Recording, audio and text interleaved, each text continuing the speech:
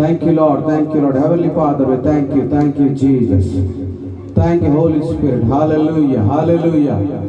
Thank you, Father in heaven, in the name of Jesus Christ of Nazareth. పరమ తండ్రి మా ప్రభువైన యేసుక్రీస్తు వారి పేరట మీ సన్నిధానంలోకి వస్తున్నాం. ఈ కృప కొరకు వందనాలు, ప్రేమ కొరకు వందనాలు, సన్నిధి కొరకు వందనాలు, సహాయం కొరకు వందనాలు. We praise you, Master. Hallelujah. Thank you, Lord, for your glory, your wonderful anointing of the Holy Spirit, your mighty grace and mercy upon to each and everyone in the families, in the Facebook and YouTube and surrounding us. In the name of Jesus Christ of Nazareth. Excuse me. Hallelujah. మీ కృప కొరకు స్తోత్రాలు, ప్రేమ కొరకు వందనాలు. సమస్త విధమైనటువంటి మీ కృపను మా మీద కృమ్మరిస్తూ ఎంతవరకు సజీవు లెక్కలో ఉంచినందుకై స్తోత్రములు, బలపరిచి నడిపిస్తున్నందుకై స్తోత్రాలు చెల్లిస్తున్నాం. పరమ తండ్రి, కేవలం మీ మహాకృపను బట్టి, ప్రేమను బట్టి మా ప్రభువైన యేసు క్రీస్తు వారి పేరట మీరు మమ్మల్ని కావలి కాస్తూ, సహాయం చేస్తూ, ఆశీర్వదిస్తూ, మమ్మల్ని పెంచి పోషిస్తూ నడిపిస్తున్నందుకై మీకు స్తోత్రములు చెల్లిస్తున్నాం. ప్రతి ప్రభా దురావస్థల యందు కూడా మీరు మాకు తోడుగా ఉండి ప్రభా మనుషులు పడేటువంటి ప్రతి కష్టాన్ని నుంచి, నష్టాన్ని నుంచి వారిని విడిపించి ప్రభా కాపాడి సంరక్షించి సజీవ లెక్కలో ఉంచుతున్నందుకై మీకు వందనాలు చెల్లిస్తున్నాం. హల్లెలూయా. మీ పరిశుద్ధ నామానికి మహిమ, ఘనత, ప్రభావములు కలుగును గాక. సహాయం చేయండి, బలపరచండి, కృప చూపించండి. మీ నామ మహిమార్థమై ప్రభా ఈ ఆరాధన ప్రభా మీరే అంగీకరించి ఆది నుండి అంతం వరకు మీరే అధ్యక్షులుగా నడిపించమని పరిశుద్ధాత్మదేవ మీ ఆత్మ జ్ఞానము, ఆత్మాభిషేకమును అనుగ్రహించి మీ నామ మహిమార్థమై మేము జీవించుటకు సహాయం చేయమని యేసు క్రీస్తు వారి నామ పేరట మిమ్మల్ని స్తుతించి వేడుకొని పొంది ఉన్నాం పరమ తండ్రి. ఆమేన్. ప్రియ సహోదరి సహోదరులారా, మరొకసారి మీ అందరికీ కూడా ప్రేమపూర్వకంగా వందనాలు తెలియజేస్తున్న ఈ ఆరాధన కార్యక్రమాన్ని ప్రారంభించుటకు సంతోషిస్తూ ఉన్నాం. కాబట్టి మీ అందరూ కూడా ఈ ఆరాధన కార్యక్రమాన్ని ప్రభు వీక్షించి అదేవిధంగా విని మీ దీవెనలు పొందాలని దేవుని సేవకుడిగా నేను కోరుకుంటున్నాను. Thank you. ఈ సమయంలో నా కుమారుడు జాషువా వచ్చి ప్రభు నామాన్ని మహిమపరుస్తూ దేవునికి ఆరాధన సమర్పిస్తారు. Thank you.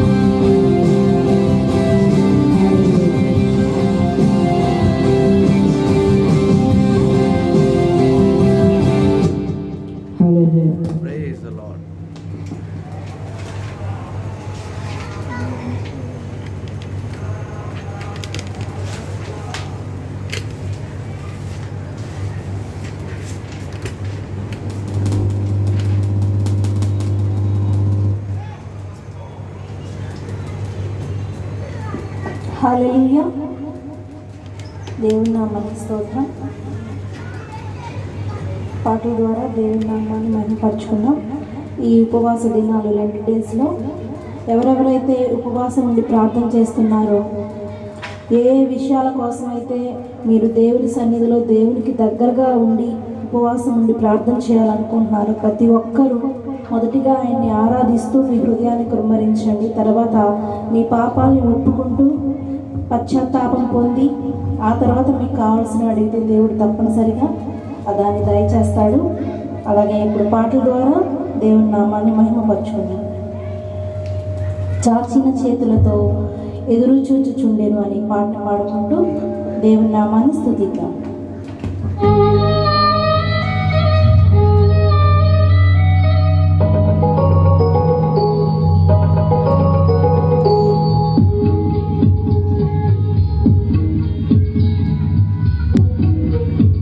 హల్లెలూయా.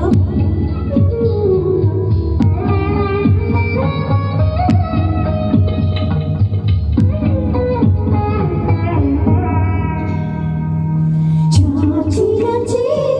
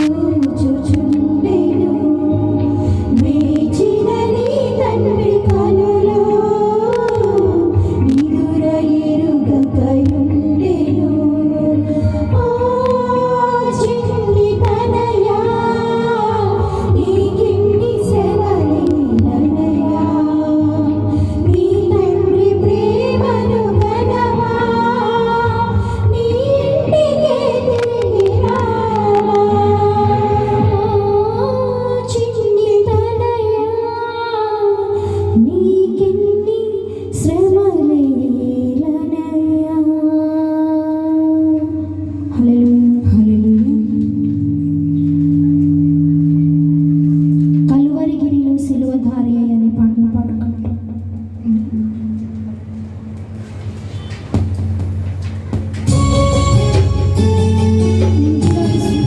చంద్రుడా ముందుగా కాపాడాలి.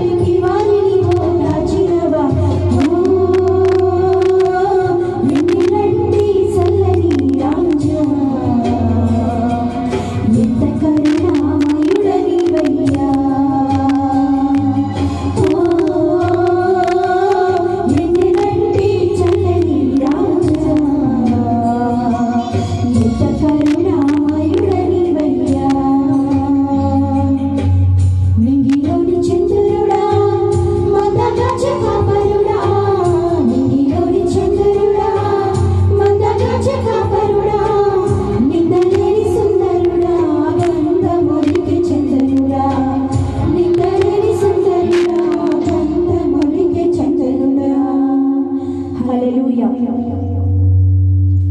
కలువరిగిరిలో సిలువధారి వేలాడితివా నా యేసయ్య అనే పాటను పాడుకుందాం. హల్లెలూయా.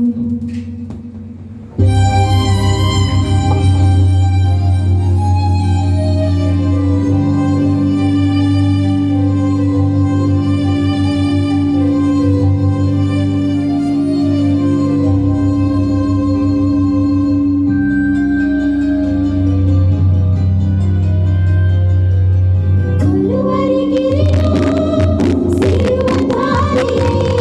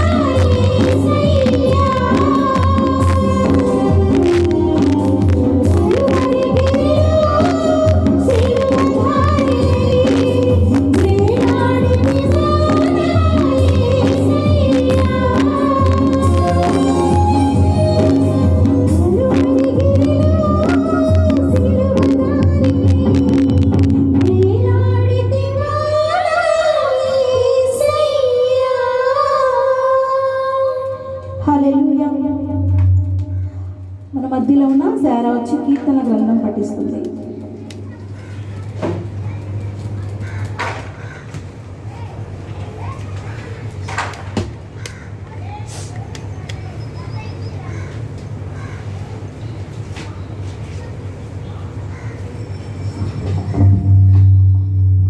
Praise the Lord.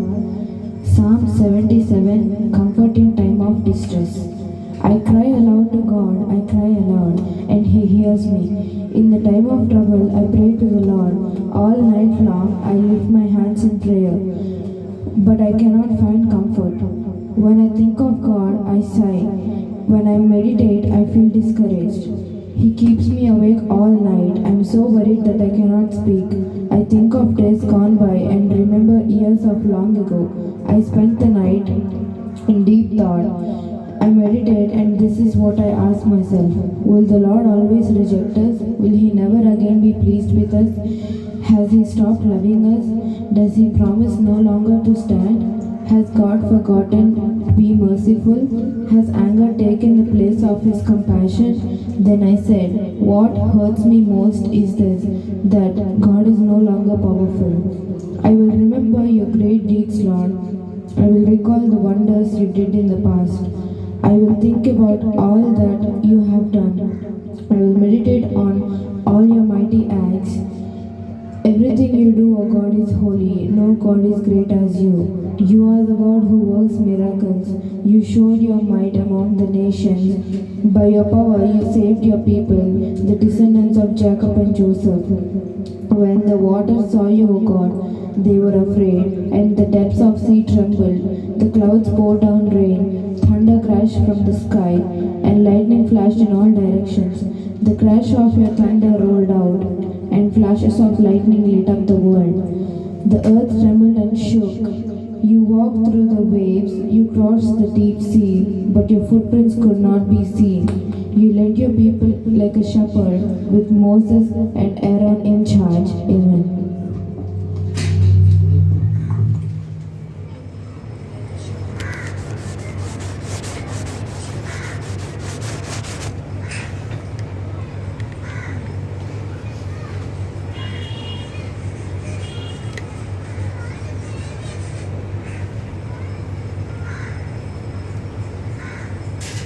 క్లియర్గా లేదు. నీకు ఉంది చూడు, నీకు క్లియర్ కనపడుతున్నానా? క్లియర్ కనపడలేదు ఇందాక.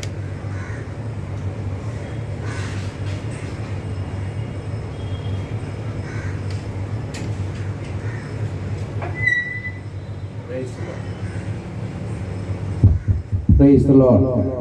హల్లెలూయా, హల్లెలూయా. దేవునికి స్తోత్రం. Hallelujah, hallelujah, hallelujah. Glory. Praise the Lord. Hallelujah. ప్రభునామానికి మహిమ కలుగును గాక. ప్రభునామానికి స్తోత్రములు. మీ అందరికి కూడా ప్రభు పేరట వందనాలు తెలియజేస్తూ ఉన్నాను. దేవుని యొక్క మహాకృపను బట్టి మనమందరము క్షేమకరంగా ఉన్నాం. క్షేమము, శాంతి, సమాధానము, నెమ్మది ప్రభు మనకు అనుగ్రహించి ఇంతవరకు మనల్ని చక్కగా కాపాడారు. ఆయన కృపలో మనమందరము సజీవు లెక్కలో ఉన్నాం. సజీవులే కదా నిన్ను స్తుతిస్తారు అని రాజు అయినటువంటి దావీదు స్పష్టంగా తెలియజేస్తూ ఉన్నాడు. దేవునికి స్తోత్రం కలుగును గాక. హల్లెలూయా. గత వారము నేను దేవుని యొక్క మహాకృపను బట్టి, పరిశుద్ధాత్మ దేవుని నడిపింపును బట్టి ఛత్తీస్గఢ్ వెళ్ళటం జరిగింది. అక్కడ మణీంద్రగఢ్ అని దాదాపుగా 22 గంటలు ఒకవైపు ప్రయాణం, 2 నైట్లు ఒక పగలు ప్రయాణం చేయాల్సి వచ్చింది. దేవుని యొక్క మహాకృపను బట్టి అక్కడ అనేక మంది ప్రభువుని అంగీకరించారు. అనేక మంది ప్రభు దగ్గరకు వచ్చారు. దాదాపుగా చర్చి ఒక 200 నుంచి 300 మంది పట్టే చర్చి, అది కూడా ఫుల్ అయిపోయి బయట కూర్చుని దేవుని యొక్క వాక్యాన్ని శ్రద్ధగా విన్నారు. దేవుని నామానికి మహిమ. అంతకుముందు కూడా జగదల్పూర్ వెళ్ళడం జరిగింది, సేమ్ స్టేట్ ఛత్తీస్గఢ్. అక్కడ కూడా ప్రభు గొప్ప కార్యాలు చేశాడు. మీరు ఫేస్బుక్ ద్వారా, యూట్యూబ్లో అవి చూడొచ్చు. దేవుడు ఎంత గొప్పగా అక్కడ తన కృపను కృమ్మరించాడో, పరిశుద్ధాత్మ శక్తిని, బలమును, సంతోషమును సమాధానమును అక్కడ ఉన్నటువంటి సేవకుల్లోనూ అదేవిధంగా విశ్వాసంలోనూ కుమ్మరించాడు. దేవునికి స్తోత్రం కలుగును గాక. హల్లెలూయా. ప్రార్థించినటువంటి వారందరికి కూడా మరొకసారి ప్రభు పేరట వందనాలు తెలియజేస్తూ ఉన్నాను. మరి వచ్చే శనివారం ఆదివారం కర్ణాటకలోని మైసూరు ప్రాంతానికి వెళుతున్నాను. అక్కడ కూడా దేవుని యొక్క వాక్యాన్ని ప్రకటించడానికి. కాబట్టి మీరందరూ ప్రార్థన చేయండి. అది కూడా రిమోట్ ఏరియాలో, అది మైసూర్ అంటే టౌన్ కాదు, నేను వెళ్ళేది ఆ పక్కన పల్లెటూర్లకు వెళుతున్నాను. పల్లెటూరులో ఉన్నటువంటి సంఘాలకు, అలాగే దేవుని యొక్క సువార్త అందకుండా ఏదో సేవకులు ఏదో సేవ చేస్తున్నామని నిరాశతో ఉండేటువంటి సేవకులను బలపరచడానికి, వారి సంఘాలను అభివృద్ధి చేయడానికి, దాని ద్వారా ఒక వ్యక్తి ఇంకొక వ్యక్తిని బలపరిచి అభివృద్ధి చేసి సహాయం చేసి వారిని ఆదుకోవాలని దేవుని యొక్క వాక్యంలో చెప్పబడింది.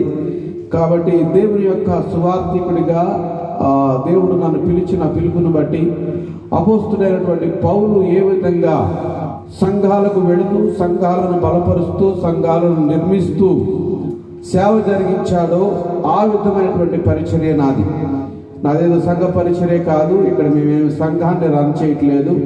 దీని ద్వారా ఈ ఆన్లైన్ వాక్యం ద్వారా అనేక మందికి దేవుడు ఆశీర్వాదాలు కలుగజేస్తున్నాడు. చుట్టుపక్కల వారు కూడా చాలామంది ఈ వాక్యము బాగుంటుంది, మీరు ప్రార్థన చేస్తున్నప్పుడు దేవుడు కార్యాలు చేస్తూ ఉన్నాడు మా జీవితంలో అని సాక్ష్యం ఇస్తూ ఉన్నారు.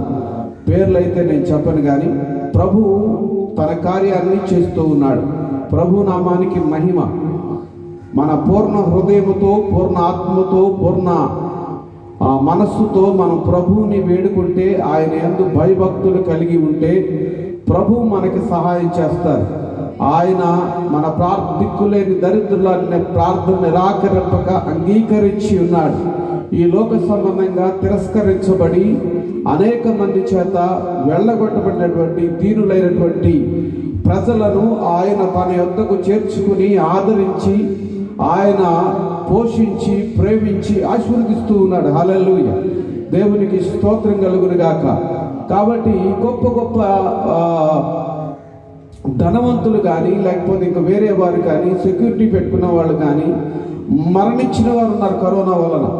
కానీ పేద ప్రజలు రోడ్ల మీద ఉండి తిని తినక రకరకాల కష్టాలు పడి రకరకాల బాధలు పడే వాళ్ళకి ఎటువంటి వ్యాధులు రాలేదండి. దేవునికి స్తోత్రం. ఎందుకంటే నేను ధనవంతులకు వ్యతిరేకం కాదు, లేదా పేద ప్రజల పక్షాన్ని కాదు. అందరూ దేవుని దృష్టిలో సమానమే. అయితే వీళ్ళేమో దేవుని మీద నమ్మకం ఉంచారు, వాళ్ళేమో తమ సెక్యూరిటీ మీద, తమ సొంత జ్ఞానం మీద నమ్మకం ఉంచారు. దేవుని మీద నమ్ముకున్న వాడు ఎన్నటికీ చెడిపోడు.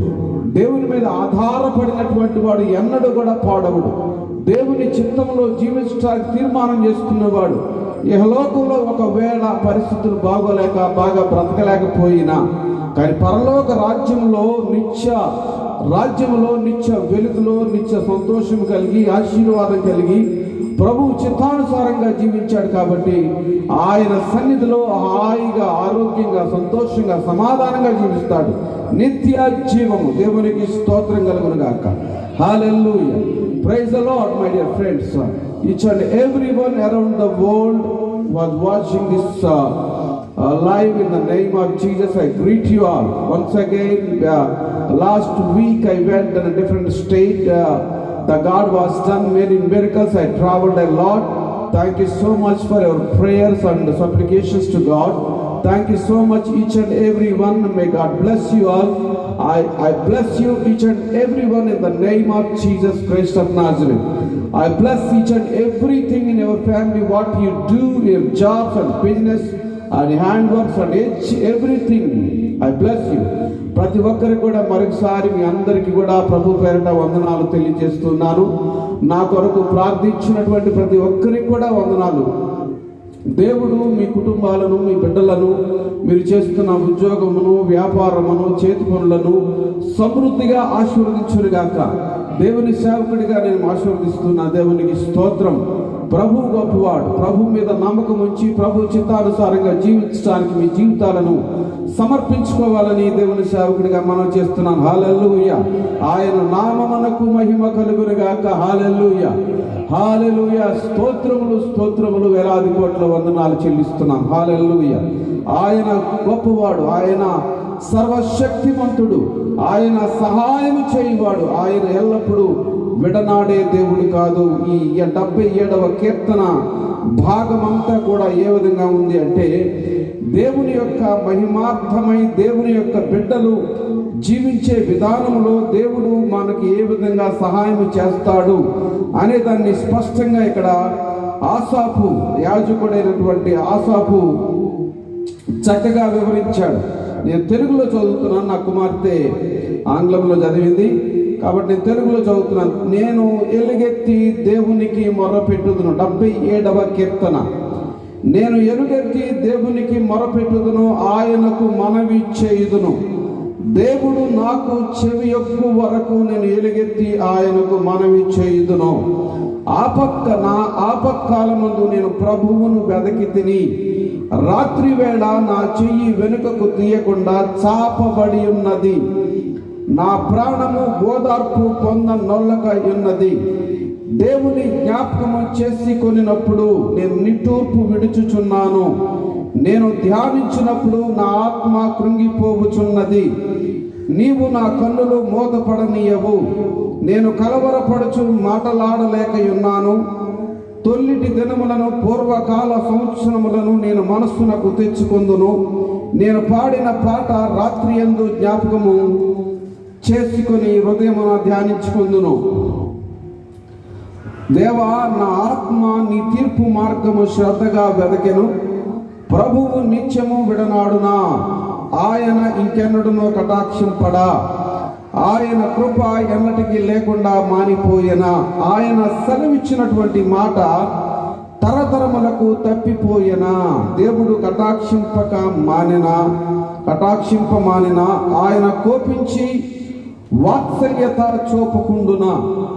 అందుకు నేను ఇలాగూ అనుకొనుచున్నాను, మహోన్నతుని దక్షిణ హస్తము మార్పునందననుకొనుటకు నాకు కలిగిన శ్రమయే కారణము. యెహోవా చేసిన కార్యములను, పూర్వము జరిగిన నీ ఆశ్చర్య కార్యములను నేను మనస్సునకు తెచ్చుకొందును. నీ కార్యమంతయు నేను ధ్యానించుకొందును. నీ క్రియలను నేను ధ్యానించుకొందును. దేవా, నీ మార్గము పరిశుద్ధమైనది. దేవుని వంటి మహాదేవుడు ఎక్కడున్నాడు? ఆశ్చర్య క్రియలు జరిగించు దేవుడవు నీవే. జనములలో నీ శక్తిని నీవు ప్రత్యక్షపరుచుకొని ఉన్నావు. నీ బాహు బలము వలన యాకోబు, యోసేపుల సంతతి వరకు నీ ప్రజలను నీవు విమోచించి ఉన్నావు. దేవా, జలములు నిన్ను చూచెను. జలములు నిన్ను చూచి దిగులు పడెను. అగాధ జలములు గజగజలాడెను. మేఘరాశులు నీళ్లు దిమ్మరించెను. అంతరిక్షము ఘోషించెను. నీ బాణములు నలుదిక్కులా పారెను. నీ ఉరుముల ధ్వని సుడిగాలిలో మ్రోగెను. మెరుపులు లోకమును ప్రకాశింపజేసెను. భూమి వణకి కంపించెను. నీ మార్గము సముద్రంలో నుండెను. నీ త్రోవలు మహాజలములలో ఉండెను. నీ అడుగు జాడలు గుర్తింపబడక ఉండెను. మోషే, అహరోనుల చేత నీ ప్రజలను మందవలే నడిపించితివి. దేవునికి స్తోత్రం కలుగును గాక. ఈ యాజకుడైనటువంటి ఆసాపు మాట్లాడినటువంటి మాటలు, ఇక్కడ చెప్పినటువంటి మాటలు, తన శ్రమ కాలంలో దేవుణ్ణి మరిచిపోయి నేను దేవుడికి మొరపెడతాను, దేవుడు నన్ను విడిచిపెట్టేశాడని ఎంతో బాధపడుతూ దిగులు పడుతూ ఈ కీర్తన మొదటి భాగం అంతా కూడా రాయటం మనం చూసాం. రెండవ భాగంలో ఒక్కసారి మరలా ఆయన పితరులకు చేసినటువంటి మేలులను జ్ఞాపకము చేసుకుంటూ ప్రభువుని స్తుతిస్తూ ఉన్నాడు. దేవునికి స్తోత్రం కలుగును గాక. రెండవ చూడండి, మొదటి చరణం చూడండి. నేను ఎలుగెత్తి దేవునికి మొరపెట్టుదును, ఆయనకు మనవి చేయుదును. దేవుడు నాకు చెవి యొగ్గు వరకు, ఏమన్నాడు? దేవుడు నాకు చెవి యొగ్గు వరకు ఆయన సన్నిధిలో ఉండి మొరపెడతాను అని మాట్లాడుతున్నాడు. దేవునికి స్తోత్రం కలుగును గాక. Hallelujah, praise the lord. రెండవ చరణం చూడండి. నా ఆపత్కాలమందు నేను ప్రభువును వెదకితిని, రాత్రి వేళ నా చెయ్యి వెనుకకు తీయకుండా చాపబడి ఉన్నది. 2 చేతులు పైకెత్తి దేవునికి స్తోత్రం చెప్తూ ప్రభువుని స్తుతిస్తూ, ఆయన నా చేతులు నీ వైపే ఉన్నాయి, నీ దగ్గర నుంచే నాకు సహాయం కలుగుతుంది, నాకు సహాయం చేయువాడవు నీవే అని ప్రభు మీద తన మనస్సుని ఆనుకొని ఉన్నాడు, ఆంచుకొని ఉన్నాడు. దేవునికి స్తోత్రం కలుగును గాక. 5వ చరణంలో అంటాడు, తొల్లిటి దినములను పూర్వకాల సంవత్సరములను నేను మనస్సునకు తెచ్చుకుందును. నేను పాడిన పాట రాత్రి యందు హృదయమున ధ్యానించుకుని, దేవా నా ఆత్మ నీ తీర్పు మార్గము శ్రద్ధగా వెదకెను. దేవునికి స్తోత్రం కలుగును గాక. నా ఆత్మ తీర్పు మార్గము శ్రద్ధగా వెతికిందంట. ప్రభువు నిత్యము విడనాడున, ఆయన ఇంకెన్నడునో కటాక్షింపడా అని ప్రశ్నించుకుంటున్నాడు. ఆయన కృప ఎన్నటికీ లేకుండా మానిపోయిన, ఆయన సెలవిచ్చిన మాట తరతరములకు తప్పిపోయినా. ప్రశ్న సాతాను ఏం చేస్తాడంటే మనిషి పక్కన కూర్చుని ప్రశ్నలు లేవనెత్తుతూ ఉంటాడు. నీ దేవుడు ఏమయ్యాడు, నీ పరిస్థితి ఏమైంది, నీ స్థితి ఏమిటని మన స్థితిని ఎప్పుడు వాడు చూపిస్తూ ఉంటాడు. కానీ మన స్థితిని కాదు, మన స్థితిని మార్చేటువంటి దేవుని వైపు మనం చూడగలిగితే దేవునికి స్తోత్రం కలుగును గాక. మన స్థితిని మార్చేటువంటి దేవుని వైపు, మన స్థితి వైపు ఎప్పుడు మనం చూడకూడదు. వాస్తవంగా ప్రజలు ఏం చేస్తారంటే, లేదా మనుషులు ఏం చేస్తారంటే, తమకు ఉన్నటువంటి స్థితిని చూచి కృంగిపోయి తమ జీవితాలను నాశనం చేసుకుంటూ ఉన్నారు. ఆ కృంగిపోయినటువంటి జీవితాలను లేవనెత్తేటువంటి దేవుని వైపు చూడాలి. ఆయన కృంగిపోయిన వారిని లేవనెత్తువాడు. పెంట కుప్పల మీద ఉన్న దీనులను దరిద్రులను తీసుకుని వెళ్ళి సింహాసనము కూర్చొని పెట్టేవాడు. ఆయన దిక్కు లేకుండా ఆ రోడ్ల మీద పడి తిరిగేటువంటి చాలా మందిని చూడండి. అనేకమైనటువంటి దేవుని ప్రేమ చేత ఆదరించేటువంటి అనేకమైనటువంటి ఆశ్రమాలు ఉన్నాయి. నా చిన్నతనంలో నేను అనేక మంది ఆశ్రమాలు చూసేవాడిని. అనేక మంది దిక్కులేని వారిని, పేదవాళ్ళను తీసుకుని వెళ్ళి వాళ్ళ దగ్గర పెట్టుకుని వాళ్ళకు భోజనం పెట్టి చదువు చెప్పి చక్కగా ప్రభు ప్రేమను చూపించేవాళ్ళు. అటువంటి ప్రభు యొక్క ప్రేమ వాళ్ళని ప్రేరేపిస్తుంది. అటువంటి దేవుడికి నువ్వు మొరపెట్టినప్పుడు, అటువంటి మనస్సు కలిగినటువంటి వాళ్ళు నీ యొద్దకు వచ్చి, నీవు దిక్కులేనప్పుడు, నువ్వు ఆపదలో ఉన్నప్పుడు, నువ్వు సహాయం కావాల్సి వచ్చినప్పుడు అద్భుతంగా దేవుడు వారి ద్వారా నీకు సహాయాన్ని అందిస్తాడు. దేవునికి స్తోత్రం కలుగును గాక. హల్లెలూయా. అయితే దేవుని మీద కాకుండా తమ పరిస్థితుల మీదే మనసు పెట్టుకున్నటువంటి వాళ్ళని ఎవరు కూడా బాగు చేయలేరు. ఒకటి దేవుడన్న నమ్మాలి, లేక దయ్యాన్న నమ్మాలి. నీకు అది కావాలి, ఇది కావాలంటే మాత్రం కుదరదు. నువ్వు దేవుని పక్షంగా ఉన్నావా, సాతాను పక్షంగా ఉన్నావా, లోకపక్షంగా ఉన్నావా, దైవ సంబంధమైనటువంటి నీతి రాజ్యాన్ని వెతికేవాడిగా ఉన్నావా, వెతికేదానిగా ఉన్నావా అనేది ఒక్కసారి గమనించుకోండి. ఎందుకు దేవుడు మన కొరకు ఆయన కలువరి సిలువను ఎక్కాల్సి వచ్చింది? కలువరి సిలువలో తన ప్రాణాన్ని అర్పించవలసి వచ్చింది. ఎందుకు మనల్ని దేవుడు ఎంతగా ప్రేమిస్తున్నాడంటే, ఆయన స్వరూపములో, ఆయన పోలిక చొప్పున మనము చేయబడ్డాము. దేవునికి స్తోత్రం. ఆయన కృప, ఆయన ప్రేమ, ఆయన వాత్సల్యత ఎడతెగక నిలుచుచున్నది గనుక మనము నిర్మూలము కాకుండా ఉన్నవారం అంటాడు. హల్లెలూయా. ఆయన కృపలో మనం బలపరచబడి ఉన్నాం. చూడండి, మనుషుల దయ కోసం మనం, ఉదాహరణకి మనం కలెక్టర్ దగ్గరికి వెళ్ళాం. ఆ కలెక్టర్ గారు ఎప్పుడు కరుణిస్తాడో, ఎప్పుడు అపాయింట్మెంట్ ఇస్తాడో, ఎప్పుడు ఆయన మనల్ని చూస్తాడో, ఆయన ఒకసారి మనతో మాట్లాడితే చాలని చెప్పి ప్రజలు ఎదురు చూస్తూ ఉంటారు. కానీ కలెక్టర్ కంటే ఈ ప్రపంచాన్ని సృజించినటువంటి దేవాది దేవుడి యొక్క సన్నిధికి వెళ్ళి, ఆయన కృప నా మీద ఉండాలి, ఆయన నన్ను చూడాలి, ఆయన నా ప్రార్థన వినాలి, నా మనవి వినాలి, నన్ను హెచ్చించాలి, నాకు కావలసినవన్నీ కూడా దయచేయాలని మొట్టమొదటిగా జిల్లా కలెక్టర్ కంటే ప్రపంచాన్ని సృజించినటువంటి దేవుడు గొప్పవాడని నువ్వు అక్కడికి వెళ్ళి ఆయన మొరపెట్టగలిగితే, జిల్లా కలెక్టర్ గారిని కూడా దేవుడే నియమించాడు. దేవుడు ఆయనకి జ్ఞానాన్ని ఇచ్చి ఒక జిల్లాని పరిపాలించేటువంటి గొప్ప జ్ఞానమును, ఆరోగ్యమును, మంచి మనస్సును ఆయనకి ఇస్తాడు దేవుడు. ఆ మొట్టమొదటిగా అటువంటి దేవుని దగ్గరికి వెళ్ళి ఆ కలెక్టర్ గారి యొక్క హృదయాన్ని, మనస్సును, మంచితనాన్ని మంచిగా కలిగి ప్రజలకు సహాయం చేయాలన్నటువంటి ఒక మనవి దేవుని దగ్గర చేస్తే దేవునికి స్తోత్రం కలుగును గాక. హల్లెలూయా. ఆ దేవుని దగ్గరికి వెళ్ళి మనవి చేయగలిగితే నీ స్థితిని బట్టి నువ్వు కృంగిపోవలసిన అవసరం లేదు. మన స్థితి ఏమిటి, మన పరిస్థితులు ఏమిటని ఒక్కసారి మనం గమనించుకుంటే మన పరిస్థితులను మార్చగలిగినటువంటి దేవుని దగ్గరికి మనం వెళ్ళి ప్రశాంతంగా ఆయన సన్నిధిలో కూర్చొని ఆయనతో మనకున్నటువంటి సమస్యలను చెప్పుకుంటే, ఆయన తెలియదా మన సమస్యలు? ఆయన ఊరికే మనల్ని లోకానికి పంపించాడా అంటే కాదు, ఏదో ఒక పర్పస్ ఉంది, ఒక ఉద్దేశం ఉంది. ఆ ఉద్దేశం ప్రకారం దేవుడు మనల్ని లోకానికి పంపించాడు. ఆ ఉద్దేశము నెరవేర్చబడాలి అంటే నీ జీవితము ఆశీర్వదించబడాలి. దేవుడు నీ పట్ల ఏదైతే ఉద్దేశాన్ని కలిగి ఉన్నాడో ఆ ఉద్దేశం నెరవేర్చి నువ్వు ఆశీర్వదించబడి నువ్వు, నీ కుటుంబము, నీ చుట్టుపక్కల ప్రజలు, నీ బంధువులు, సమూహం అంతా కూడా క్షేమకరంగా ఉండాలి అంటే మొట్టమొదటిగా నీ మీద ఏమైతే ప్రణాళిక పెట్టుకున్నాడో ఆ ప్రణాళిక ఆయనను నెరవేర్చమని నువ్వు ప్రార్థనాపూర్వకంగా ఉండాలి. దేవునికి స్తోత్రం కలుగును గాక. రకరకాల వాళ్ళు రకరకాలుగా చెప్తా ఉంటారు. చూడండి, కిందకి వెళ్ళిన తర్వాత అంటాడు 11వ చరణం, యెహోవా చేసిన కార్యములను యెహోవా చేసిన కార్యములను పూర్వము జరిగిన నీ ఆశ్చర్య కార్యములను నేను మనస్సునకు తెచ్చుకొందును. నీ కార్యమంతయు నేను ధ్యానించుకొందును, నీ క్రియలను నేను ధ్యానించుకొందును. దేవా, నీ మార్గము పరిశుద్ధమైనది. దేవుని వంటి మహాదేవుడు ఎక్కడనున్నాడు? ఆశ్చర్య క్రియలు జరిగించు దేవుడవు నీవే. జనములలో నీ శక్తిని నీవు ప్రత్యక్షపరుచుకొని ఉన్నావు. నీ బాహు బలము వలన యాకోబు యోసేపుల సంతతి వారగు నీ ప్రజలను నీవు విమోచించి ఉన్నావు. హల్లెలూయా. ఇక్కడ ఐగుప్తు గురించి మాట్లాడుతూ ఉన్నాడు.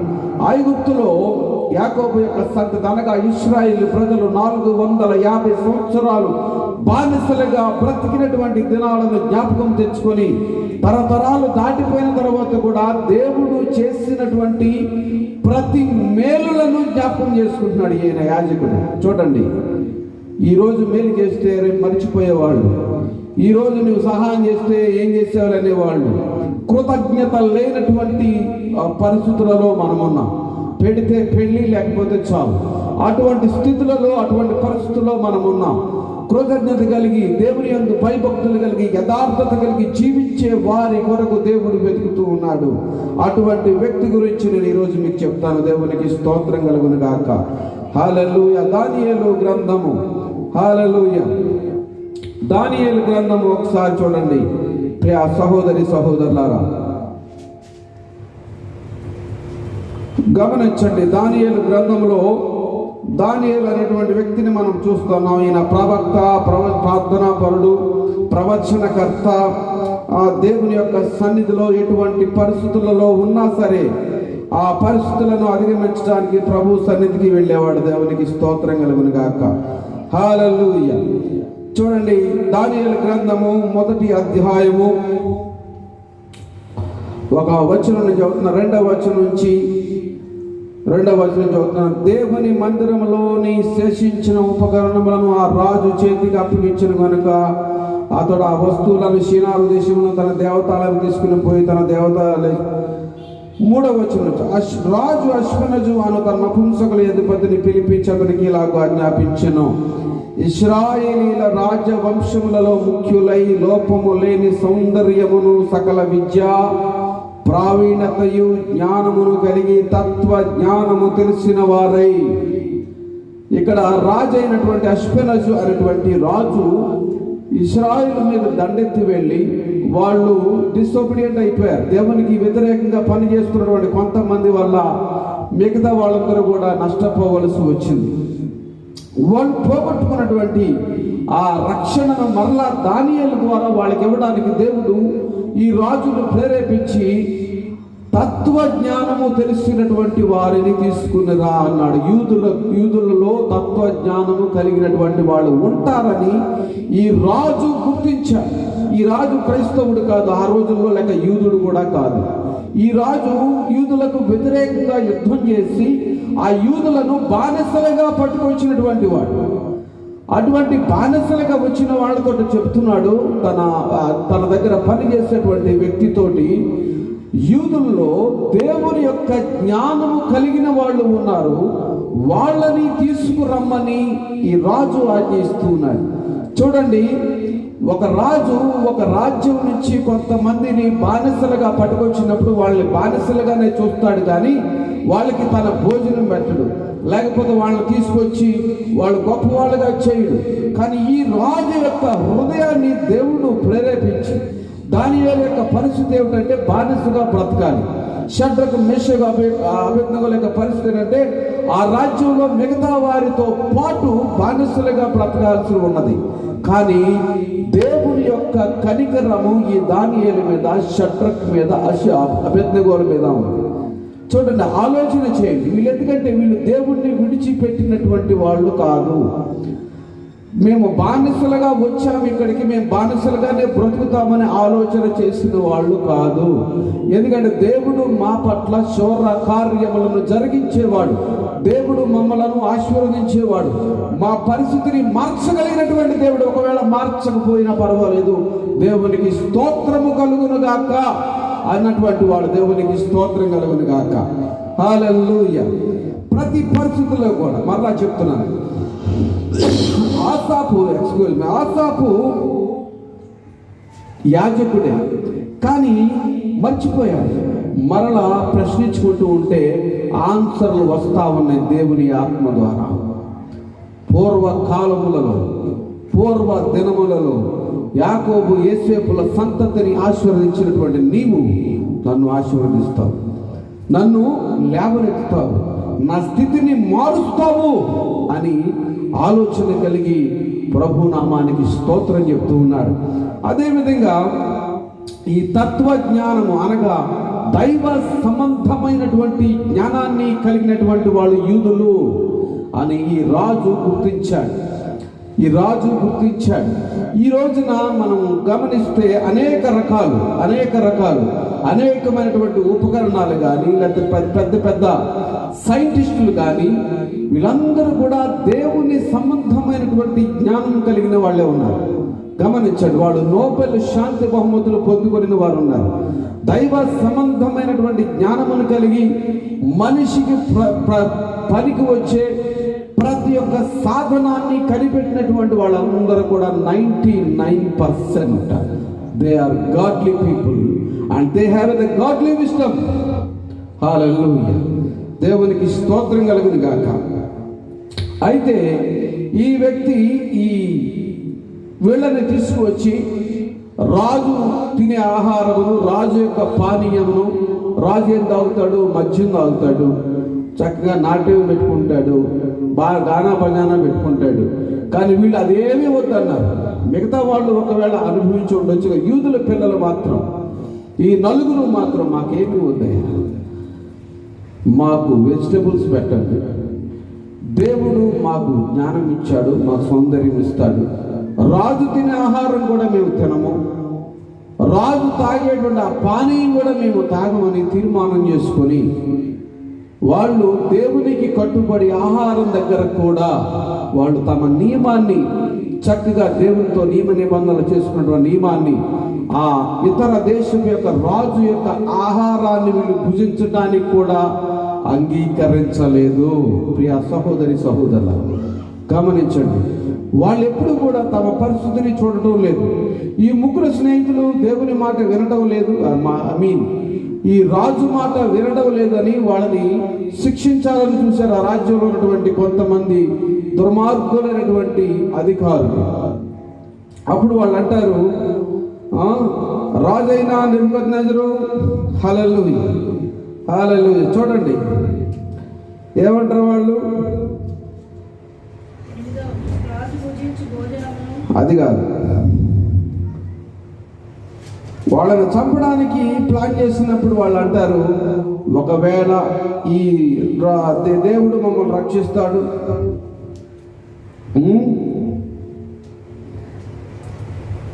చూడండి 3వ అధ్యాయంలో 19వ వచనం చూడు. హల్లెలూయా. ఒక్క నిమిషం. 16వ వచనం చూద్దాం. 3వ అధ్యాయం 16వ వచనం. షడ్రకు మేషకును అబేద్నెగోయు రాజుతో ఎలాగూ చెప్పారు, నెబుకద్నెజరు, ఇందును గూర్చి నీకు ప్రత్యుత్తరం ఇవ్వవలన చింత మాకు లేదు. మేము సేవించుచున్న దేవుడు మండుచున్న వేడిమి గల ఈ అగ్నిగుండములో నుండి మమ్మను తప్పించి రక్షించుటకు సమర్థుడు. మరియు నీ వశమున పడకుండా ఆయన మమ్మను రక్షించును. ఒకవేళ ఆయన రక్షింపకపోయినను రాజా, నీ దేవతలను మేము పూజింపమనియు నీవు నిలవబెట్టించిన బంగారు ప్రతిమకు నమస్కరింపమనియు తెలుసుకును. అందుకు నెబుకద్నెజరు అత్యాగ్రహము నొందినందున షడ్రకు మేషకు అబేద్నెగో అనే వారి విషయములలో ఆయన ముఖము వికారమాయను గనుక గుండము ఎప్పటికన్నా 7 వేడిమిగా చేయమని ఆజ్ఞ ఇచ్చెను. చూడండి, రాజు మాట వినకపోతే ఏమవుతుంది? రాజు మాట వింటేనేమో బూరులంట, వినకపోతే దెబ్బలంట. అది ఇది ఉంటుంది సామెత. అలా ఉంది పరిస్థితి. రాజు తలుచుకుంటే దెబ్బలు పొదువాని. ఏం చేశాడంటే ఇక్కడ అగ్ని వేడిమి 7 చేశాడు. వీళ్ళు నా మాట వినడం లేదు, కానీ ఈ రాజు వెనకాల కుట్ర చేశారనేటువంటి పరిస్థితి రాజుకు తెలియలేదు. అది కూడా వీళ్ళకి మంచితనం వచ్చింది. ఆ పరిస్థితిని కూడా ఒకవేళ అగ్నిలో పడేస్తారంట. అగ్నిలో పడేస్తే మనం చనిపోతాము, మన పరిస్థితి ఏమిటి, మన ప్రాణాల పరిస్థితి ఏమిటనే తలంపు కూడా వెళ్ళట్లేదు. దేవుడు చూసుకుంటాడు. ఒకవేళ దేవుడు చూసుకోకపోయినను, దేవుడు రక్షింపకపోయినను పర్వాలేదు, దేవునికి స్తోత్రం.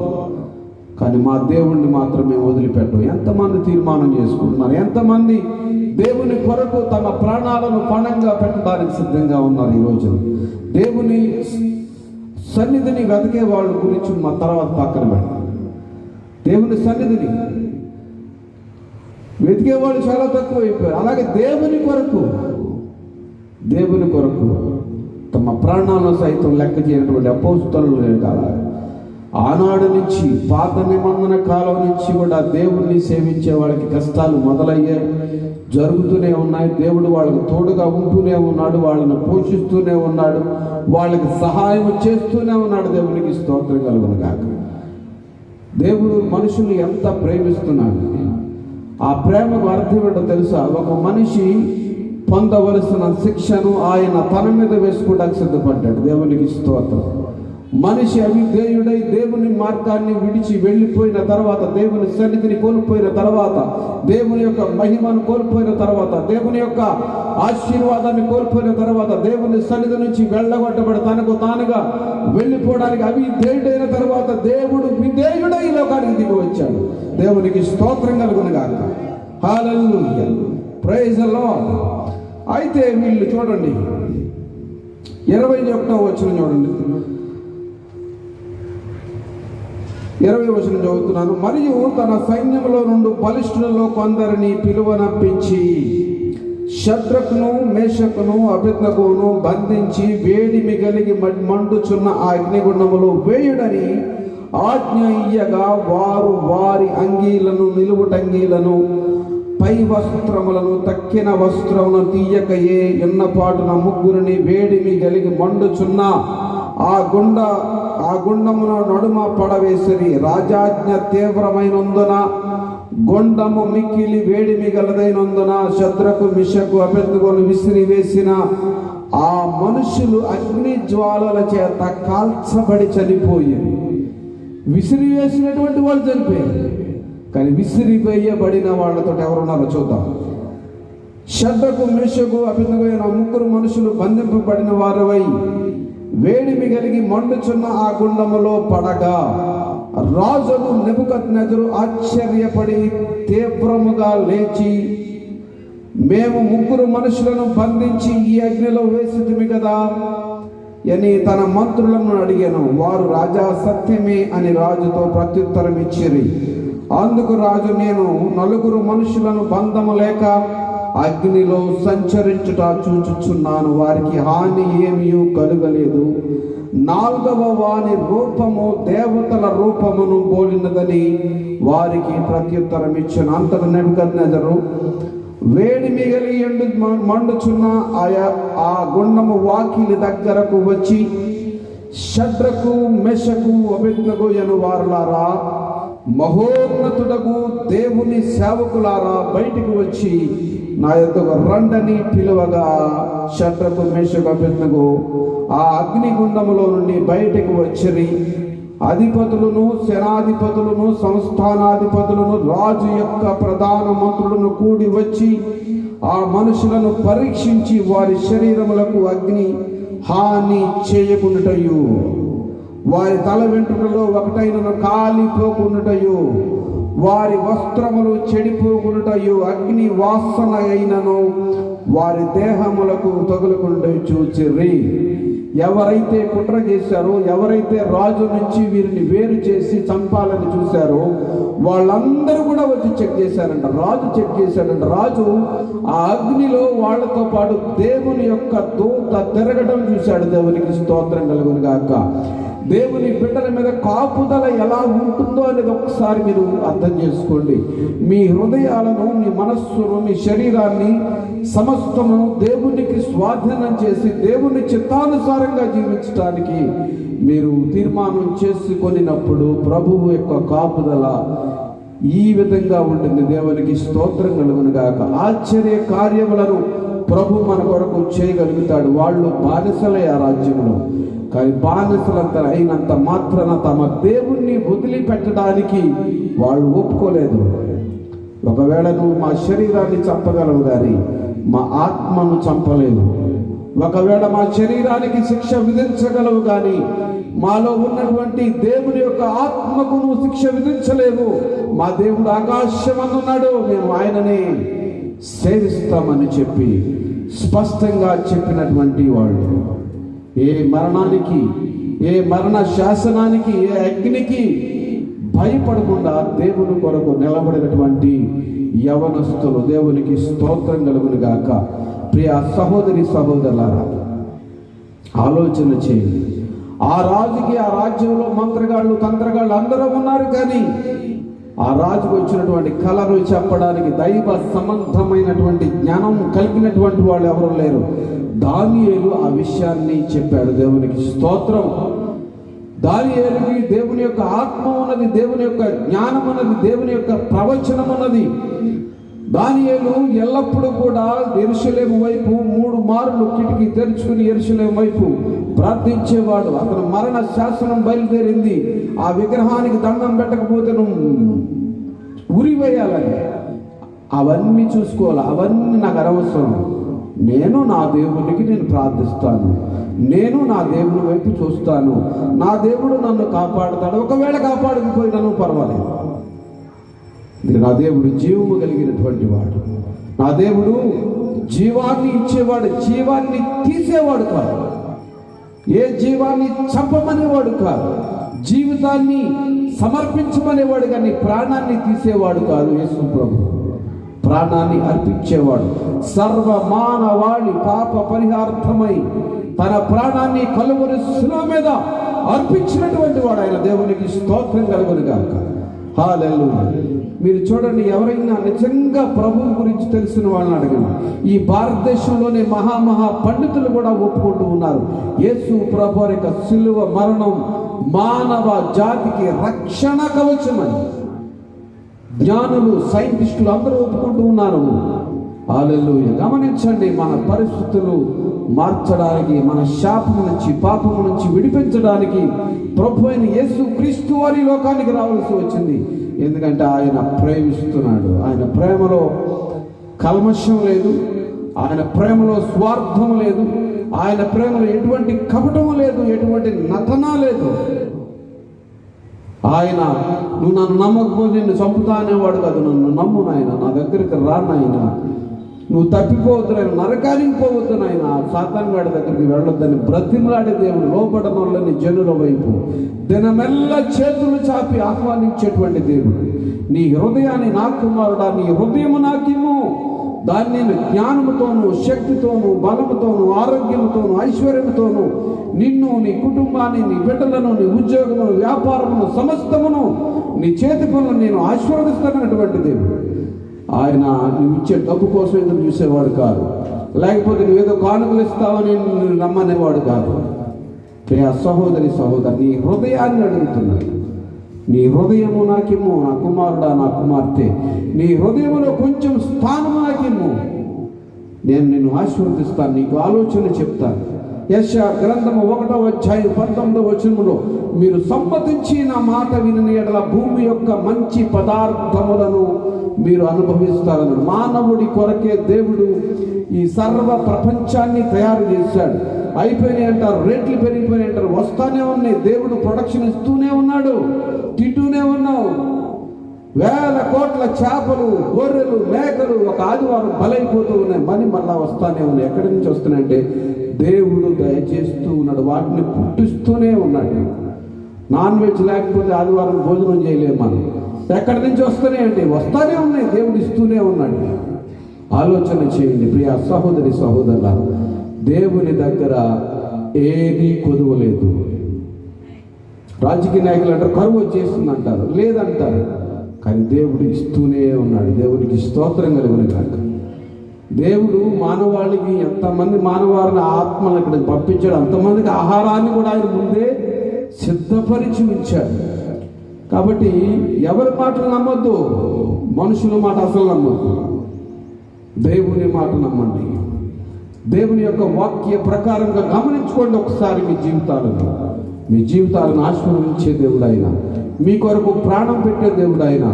కలువరి సిలువలో ముఖం మీద ఉమ్ము ఊహించుకొని కొరడాల దెబ్బలు తిని మనుషుల చేత అవమానం పొందినటువంటి వాడు దీనుడిగా మొట్టమొదటిగా ఆయన మొదటిసారి లోకానికి దిగి వచ్చాడు. ఆయన రాజుల రాజుగా, ప్రభువుల ప్రభువుగా, రారాజుగా మరలా తిరిగి రాబోతూ ఉన్నాడు. అటువంటి రారాజు అయినటువంటి దేవాతి దేవుణ్ణి మీరు నమ్ముకొని మీరు సేవిస్తే ప్రభు మిమ్మల్ని ఆశీర్వదిస్తారు. రోజు ఆ దినములలో ఆ ముగ్గురు స్నేహితులు దానియేలు ప్రభువుని స్తుతించి మాకేమైపోయినా పర్వాలేదు కానీ మా దేవుని మేము సేవిస్తాం, మా దేవుని మీదే మేము ఆధారపడతా ఉన్నాడు. ఆ స్థితిని చూడలేదు. మరలా చెప్తున్నాను, మీ చుట్టూ ఉన్న పరిస్థితులను చూడకండి, పరిస్థితులను మార్చేటువంటి దేవుని వైపు చూడండి. మీ జీవితంలో ఏదైతే జరుగుతూ ఉందో సమస్తాన్ని కూడా దేవునికి అప్పగించండి. అప్పుడు ప్రభు మిమ్మల్ని ఆశీర్వదిస్తాడు. దేవునికి స్తోత్రం కలుగును గాక. ఇది జరుగుతండి, ఇది అవుతేంటి, పని మొదలు పెట్టకముందే మొదలు పెడతారు కొందరు. పని అసలు మొదలు పెట్టకముందు జరిగి వచ్చిందా, ఇది అవుతుందా? ఎందుకంటే వీళ్ళల్లో ముందు డౌటర్ గాడు ఉంటాడు, ఇది నిజమా అని వాడు ఉంటాడు. వాడు ఎవడో సైతని. దేవుడేమో ముందుకు వెళ్ళిన ఆయన అంటుంటే వీళ్ళు వెళ్ళావులే, చేసేవాళ్ళే, జరిగిందిలే అని ఎక్కిరిస్తూ ఉంటారు. సరే వెళ్ళండి, సరే పని చేద్దాం, ప్రార్థన చేద్దాం, దేవుడు సహాయం చేస్తాడనేటువంటి ఆ విశ్వాసపు సూత్రాన్ని పాటించినటువంటి వాళ్ళు చాలా మంది ఉన్నారు.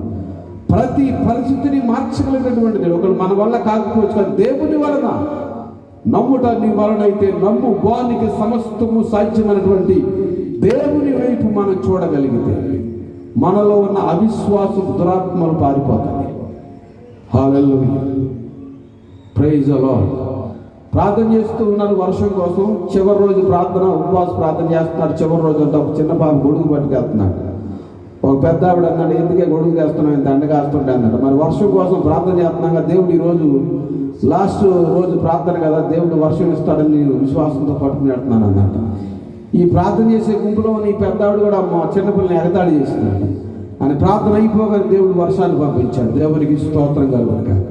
హల్లెలూయా. అసలు ఎందుకు ప్రార్థన చేస్తున్నాం అన్నటువంటి అవగాహన కూడా లేకుండా కొంతమంది ప్రార్థన చేస్తూ ఉంటారు. ఎందుకు దేవుణ్ణి అడుగుతున్నామని అవగాహన లేకుండా కూడా వాళ్ళు నోట్లోంచి మాటలు వస్తూ ఉంటాయి. మనం చేసే పని ఏమిటి? విశ్వాసంతోటి, నమ్మకంతో, ప్రభు యందు భయభక్తులు కలిగి మనల్ని మనం సమర్పించుకుంటే దేవుడు తన కార్యమును జరిగిస్తాడు. దేవునికి స్తోత్రం కలుగును కాక. వాళ్ళు ఎవరైనా సరే, చిన్న బిడ్డలు కానీ పెద్దవాళ్ళు కానీ, స్వచ్ఛమైనటువంటి ఆయన హృదయాన్ని, ఆయన మనస్సును, ఆయన వాక్యాన్ని ఎరిగి, ఆయన వాక్యాన్ని చదువుకొని, వాళ్ళ పరిస్థితులుగా మేము బానిసలం, ఇక్కడ మేము రాజు చెప్పింది వినాలి, సైనికులు చెప్పింది వినాలి, అదే పరిపాలన చేసే వాళ్ళ మాటే వినాలని వాళ్ళు ఊరుకోలేదు. వాళ్ళు తమ దేవుని మీద నమ్మకాన్ని ఉంచారు. అటువంటి నమ్మకం నీకు ఉండాలని నేను కోరుకుంటున్నాను. దేవుని సేవకులు అటువంటి విశ్వాసం కలిగి మీరు ఉండాలని దేవుని సేవకుడిగా నేను మనవి చేస్తూ ఉన్నాను. If you have a faith, God will be raise you up more than anyone to anything, because he is a blessing God. He is not a cursing God. He gave his life for us and each and everybody. My dear friends, ప్రతి ఒక్కరి కొరకు, సర్వ మానవాళి కొరకు తన ప్రాణాన్ని పడంగా పెట్టినటువంటి వాడు. అటువంటి ప్రభు యొక్క మనస్సును, అటువంటి కృపను మనం పొందుకొని, అటువంటి ఆరోగ్యాన్ని, ఐశ్వర్యాన్ని మనం పొందుకొని ప్రభువు చిత్తానుసారంగా మనం జీవించాలని దేవుని సేవకుడిగా మనం చేస్తున్నాం. దేవునికి స్తోత్రం కలుగును గాక. హల్లెలూయా. ప్రార్థన చేసుకుందాం. పరిశుద్ధుడైన మా తండ్రి, ప్రేమ కలిగిన దేవా, మీ పరిశుద్ధ పాదములకు వందనాలు చెల్లిస్తున్నాం. ఘనమైన మీ నామమునకు మహిమ, ఘనత, ప్రభావములు కలుగును గాక. మా ప్రభును, మా రక్షకుడైన యేసు క్రీస్తు వారిని ఈ లోకానికి పంపించి ఆయన కలువరి శిలువ రక్తములో మానవుల కొరకు రక్షణ సిద్ధము చేసి ఆయన రక్తములో మాకు ఆశీర్వాదము, రక్షణను, ఐశ్వర్యమును, శిక్ష నుంచి తప్పించగలిగినటువంటి కృపను అనుగ్రహించి మీ కృపలో బలపరిచి ఆశీర్వదించినందుకే మీకు స్తోత్రం. మీ కృపా కనికరమును మా మీద, మా కుటుంబ సభ్యుల మీద, వింటున్నటువంటి వీరి మీద, చూస్తున్న వీరి మీద, చుట్టుపక్కల నివసించేటువంటి మా సహోదర సహోదరుల మీద మీ కృప మెండుగా కలుగునుగాక. వారి కుటుంబాల్లో శాంతి, సమాధానము, నెమ్మది, ఆరోగ్యము, ఐశ్వర్యము కలుగునుగాక. యేసు క్రీస్తు వారి నామము సహాయము దయచేయండి, ఆశీర్వదించండి, బలపరచండి. బలమైన మీ ఆత్మతో వారిని నింపండి. పిరికి తనపు ఆత్మను తీసివేసి మీ వైపు చూడగలిగిన జ్ఞానమును, శక్తిని, ఆరోగ్యమును అనుగ్రహించి మీ నామ మహిమార్థమై జీవించుటకు సహాయం చేయండి. యేసు క్రీస్తు వారి నామములో మిమ్మల్ని స్తుతించి వేడుకొని పొంది ఉన్నాము తండ్రి. ఆమేన్. మన పరమ తండ్రి అయిన దేవుని ప్రేమ, ప్రభు అయిన యేసు క్రీస్తు వారి కృప, పరిశుద్ధాత్మ యొక్క సహవాసము, సన్నిధి, ప్రసన్నత మనకును, ఆయన యొక్క కృపకు పాత్రులైన ప్రతి వారికి, ప్రతి ప్రజలకు, ప్రతి రాష్ట్రానికి, దేశానికి, గ్రామానికి తోడుగా ఉండి కాపాడునుగాక. Amen. Praise the Lord. Yesu రక్తమే జయం, సిలువ రక్తమే జయం. ప్రభు యేసు క్రీస్తు వారి నామమునకు మహిమ, ఘనత, ప్రభావాలు కలుగునుగాక. సకల విధమైన సాతాను దురాత్మలకు అపజయం కలుగునుగాక. యేసు క్రీస్తు వారి నామమునకే జయం కలుగునుగాక. Amen. Amen. Praise the Lord. Thank you so much. ఇవన్నీ కూడా జాగ్రత్తగా మీరు షేర్ చేయండి. So please share and like and each and everybody.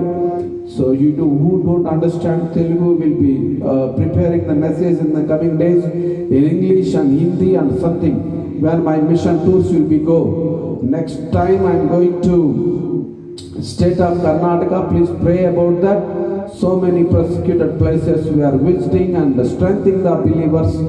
And thank you so much for your wonderful prayers and friendship. God bless you all. Praise the Lord. మీ అందరికీ వందనాలు. ఈ వాక్యాన్ని share చేయండి, మీ స్నేహితులతోటి, బంధువులతోటి పంచుకోండి. యూట్యూబ్ ద్వారా, ఫేస్బుక్ ద్వారా. మరి ఇవాంజలిస్ట్ జాన్సన్ వీరపని యూట్యూబ్లోను, ఫేస్బుక్లోను ఉంటుంది కాబట్టి మీరు దీన్ని పంచుకోవాలని ఆశపడుతున్నాను. దేవునికి స్తోత్రం కలుగును గాక. ప్రభు మనల్ని సమృద్ధిగా ఆశీర్వదించును గాక. Amen. Praise the Lord. Praise the lord.